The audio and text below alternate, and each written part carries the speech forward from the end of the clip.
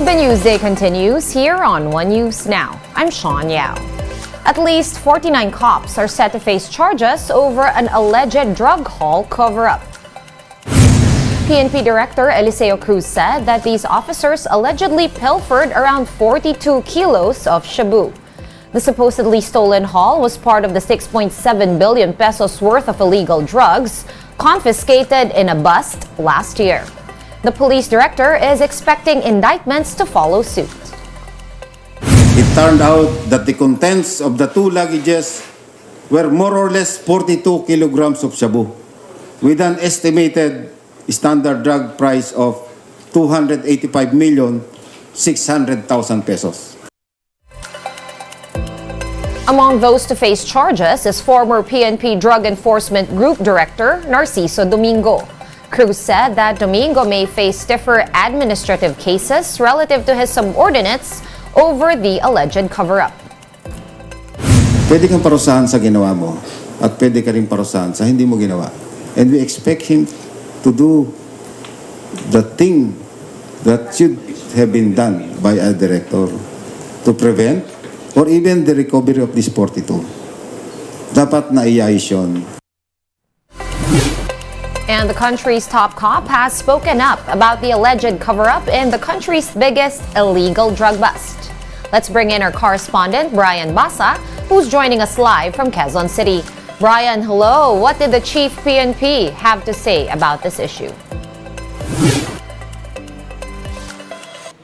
Hi, Sean. Outgoing PNP Chief Rodolfo Azurin Jr. has broken his silence on the alleged cover-up over the 6.7 billion peso drug haul involving now dismissed Police Master Sergeant Rodolfo Mayo Jr. In today's press conference, Azurin clarifies there was no attempt to delay the investigation on Mayo's supposed involvement in the biggest drug haul in the country last year. He says there was no attempt either to secretly clear Mayo. Azurin also calls on Interior Secretary Benhar Abalos to focus on the real enemy. The DILG chief earlier said more high-ranking police officers were involved in the case. Meanwhile, Azurin also cries foul over the disclosure of names of high-ranking police generals linked to the drug mess. In his own words, it was very unfair. 49 policemen have been relieved and will face charges over the operation, including now former PDEG Director Narciso Domingo. Azurin defends Domingo, saying he's not involved in illegal drugs. But despite this, the PNP chief says Domingo needs to answer for the possible lapses as head of the drug enforcement group when the operation happened. Now, Azurin is expected to retire on his birthday on April the 24th. That's next week. He's confident that his credibility will remain intact even when he steps down. Now, as for the 49 police officers who will face charges over the operation, Azurin hopes that they will be given due process. Sean. Thank you so much for that update. Brian Basa reporting to us live from Quezon City. Thanks, Brian. More stories still to come after this quick break. Stay with us here on One News.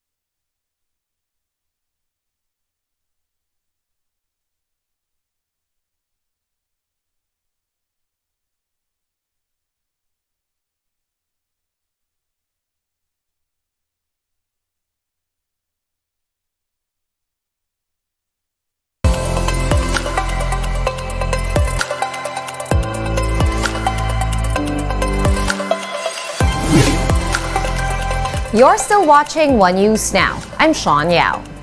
The Health Department is not keen on imposing a ban on water activities in Puerto Galera. Health Officer-in-Chief or Officer-in-Charge Maria Rosario Vergeres said that results of water tests conducted near the area have so far been inconclusive. This runs counter to what Oriental Mindoro Governor Mons Dolor had earlier said, that the waters in and around Puerto Galera and nearby areas failed 4 water quality tests. Pero nagkaroon sila ng parang random sampling ng test across the different areas where Puerto Galera has been included.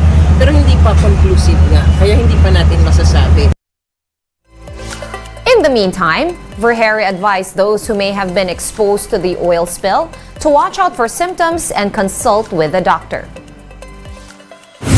Usually kapag kasakbalat yan at naapektuhan ka, mangangati ka, if you were able to ingest some of the water, sasakitan siya mo, magsusuka, may loose bowel movement, and kung inhalation naman ang nangyari, dun ka lang sa shore, tapos parang nalanghap mo yung ganyang mga contaminants, magkakaroon ka ng masakit sa ulo, o kaya ay parang nahihilo ka.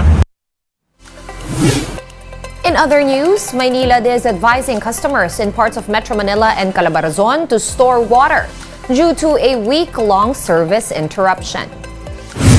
6 cities will experience water outages during varying hours of the day until Saturday, April 23. The affected areas include Las Piñas City, Parañaque, Pasay City, Bacoor City, Imus, and Muntinlupa.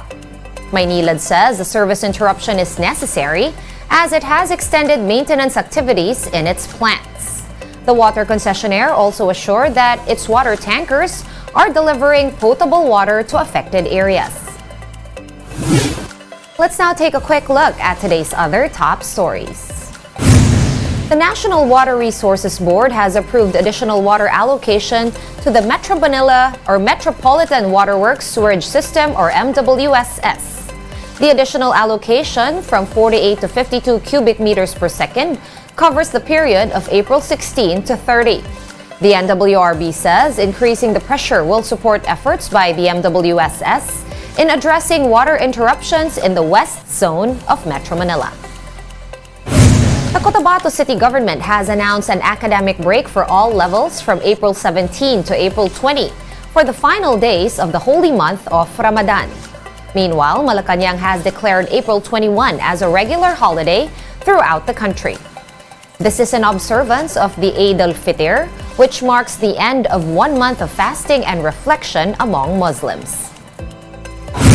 And today is the deadline of filing for income tax returns.